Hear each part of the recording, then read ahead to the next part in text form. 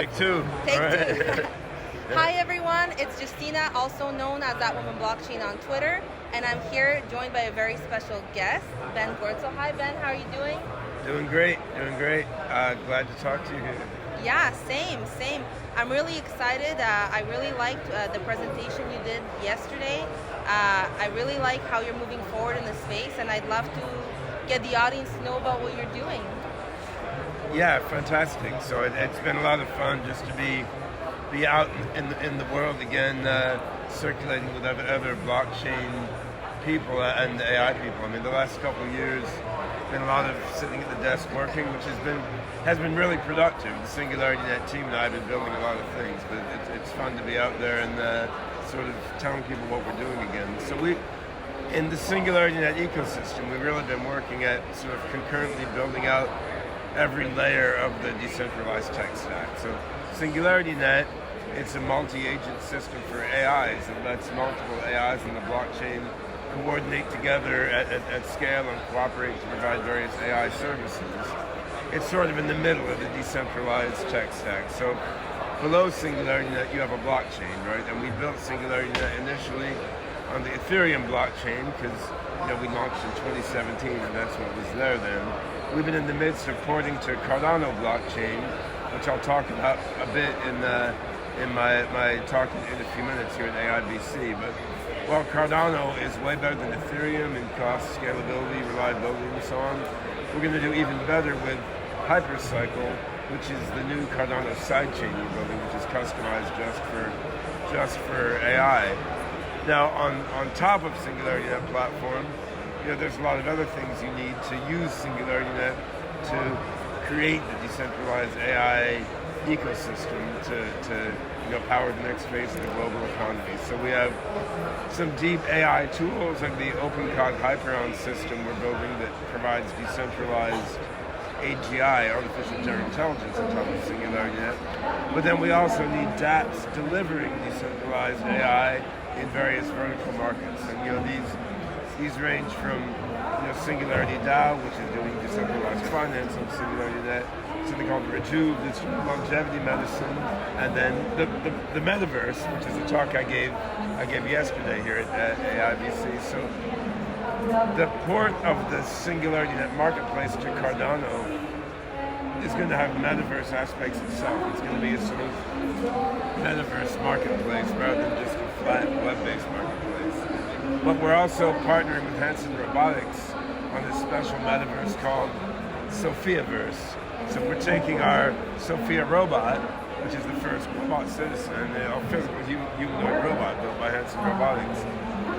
We're taking the Sophia robot, we're making 3D avatars that look like Sophia robot and manifest the Sophia character, and we're putting them in the Sophiaverse Metaverse so that people can interact with these AI avatars, build stuff together with them, collaborate together with the Sophia AI avatars on making NFTs, and there's a whole token economy in this Sophia Metaverse. And there's a whole video game aspect where you gameplay in various future scenarios. So I think this Metaverse is going to be a big part of the next stage of the internet. And it's important that this has AI, and in particular decentralized AI, built into it at the core. And Sophiaverse hopefully will be a big part of that. I love it.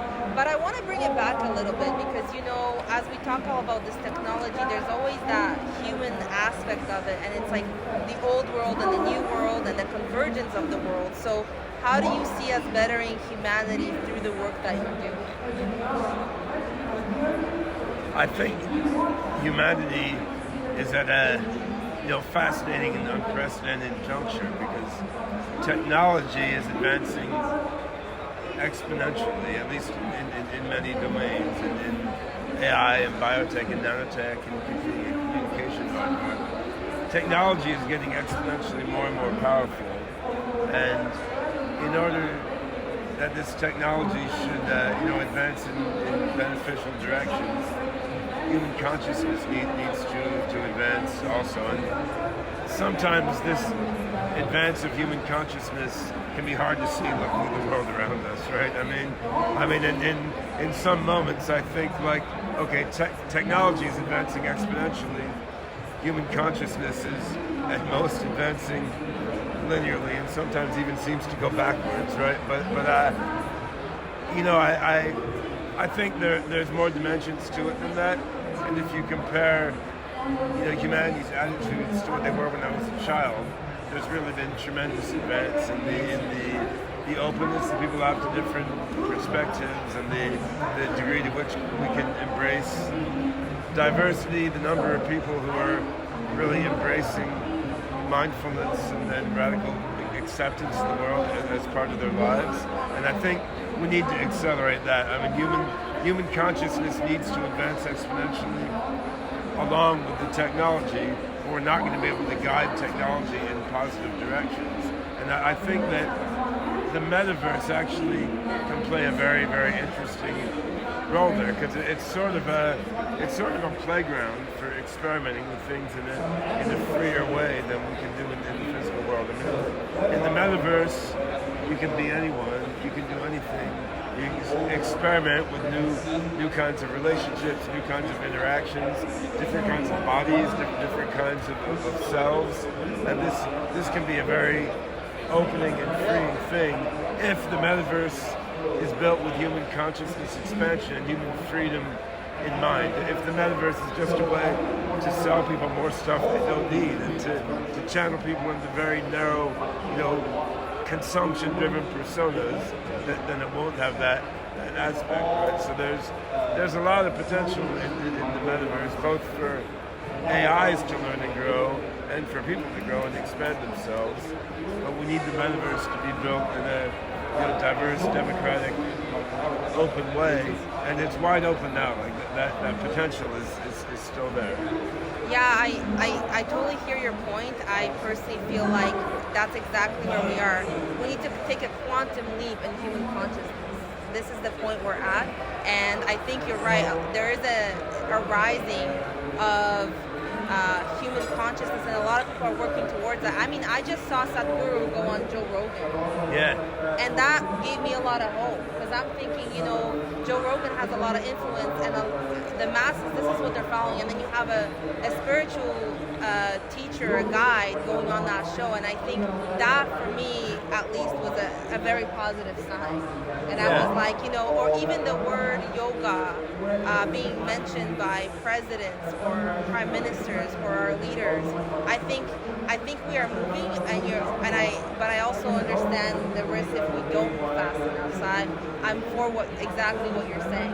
It's a very interesting and sort of crazy juncture, right? Because you do have mindfulness, meditation, all these things. They're taken far more seriously than they were 30, 40 years ago. I mean, I'm old enough to remember in the 1970s when like New Age movement first started, right? But it was quite marginal, right? And this stuff is just tremendously more mainstream now. And for example, a guy named Gabriel Axel Montes, he's building an app running on SingularityNET called Pathform, which is intended specifically for sort of consciousness exercises, meditation exercises aimed at AI programmers, right? So his objective there is like, let's enlighten the minds of the people who are coding the AI of the future, right? And the fact that you can have apps like this built now and they're accepted relatively mainstream, I mean, that's cool and exciting. On the other hand, you know, you've got this war in Ukraine. You literally have, you know, dictators forcing soldiers to go and drop bombs on hospitals, right? I mean, which is ridiculous. Like, how is this stuff still happening in the world now? It's almost incomprehensible, right? So we've got a tremendous contrast. And again, in Ethiopia, where SingularityNET has had an office since it began, I've been doing AI development in Ethiopia since 2014.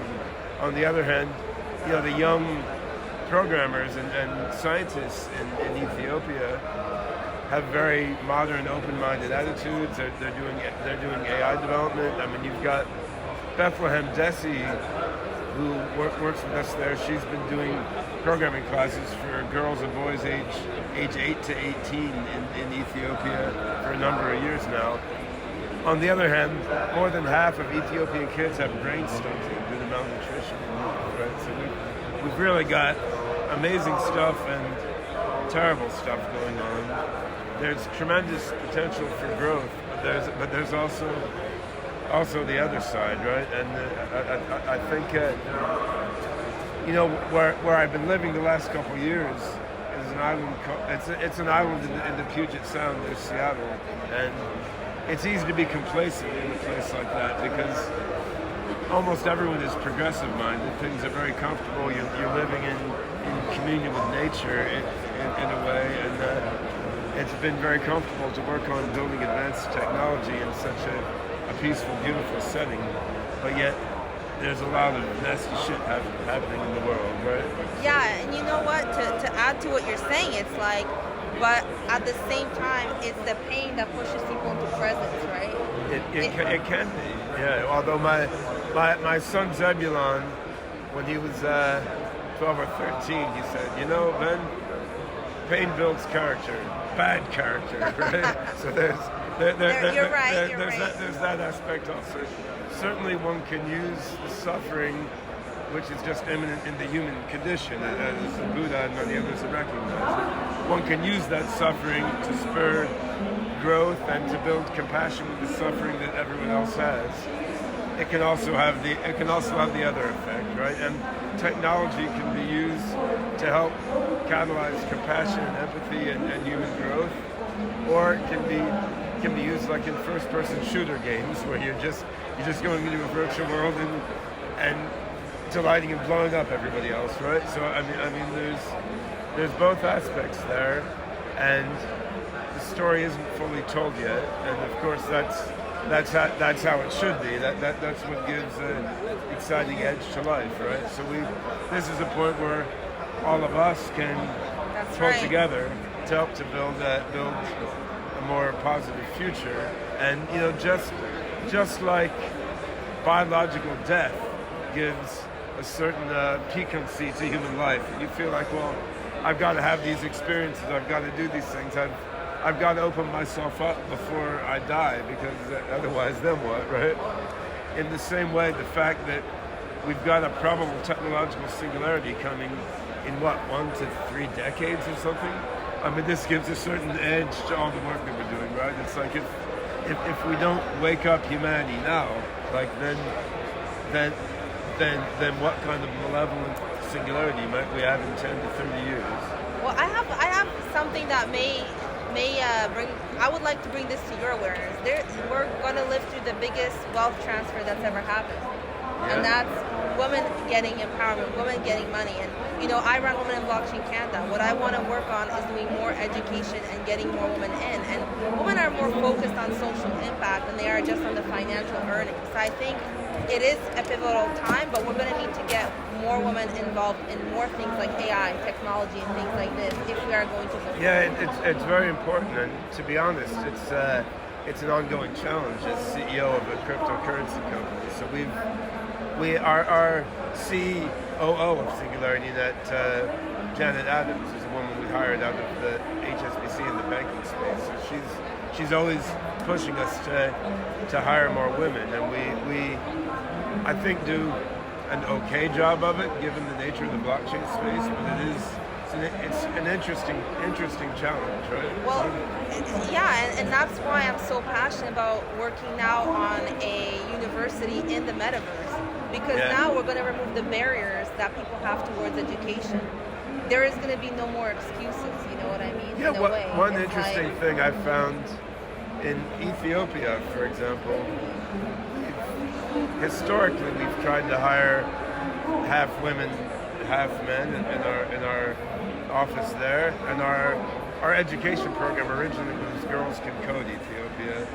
Then we opened it up to boys too. It's been 50-50 men and women. But what I see there is, while there's a traditional sexist attitude pure financial desperation has overcome it. So families are like, I don't care if the woman makes more money than the man in the family. We just need money, right? There you go. So the primal need out versus the gender. In some cases that happens, but we also have the opposite factor in growing a project like SingularityNET, because while we would like to have 50% or more women in the company, like in the end, we put a job ad out and we hire who applies, right? And it's often not women. I mean, and that's where initiatives like yours are very important. In fact, we're going to be writing we just published the first academic, it's on the tracks, it's been approved, paper on the Metaverse. Our next one is if she can see it, she can be it. Yeah. So we're looking at how do we get more women in Web3, interviewing different people who are in the space, and that's what we're going to be working on. That's what I want to work on right now, because it's a huge need, and I totally agree with you. It's like, but the thing is, women feel like they're not good enough to apply, so they'll see a job and they won't apply because they're like, oh, too many requirements, I can't. Whereas a man sees it. What we did in Ethiopia, I found we were hiring only men, and we switched our interview process to being exam-based more so than face-to-face conversation-based, and we found then the female developers who invest in all the programming tests, but they'd been very awkward and often seemed kind of stupid in face-to-face discussion, which was just, they were more intimidated by culture and personalities. So there we managed to adjust the interview process, but that was kind of specific to Ethiopia context. But see, right? I would like to take that data and use it for what I'm it would doing. be interesting, and I think the Metaverse could have an interesting impact there, of course, because in the Metaverse, anyone can be, a man, a woman, or a flying gerbil, or an alien, or whatever you want, right? Exactly. And yeah, that can be quite freeing. It can break down many traditional barriers. Well, thank you so much for taking the time today. I know you have to go, but I really appreciate it. I look forward to collaborating with you. Let's take humanity to the next level. We have to do it, and we're doing it. It's going to happen. It's happening now. Thanks, Ben. Pleasure.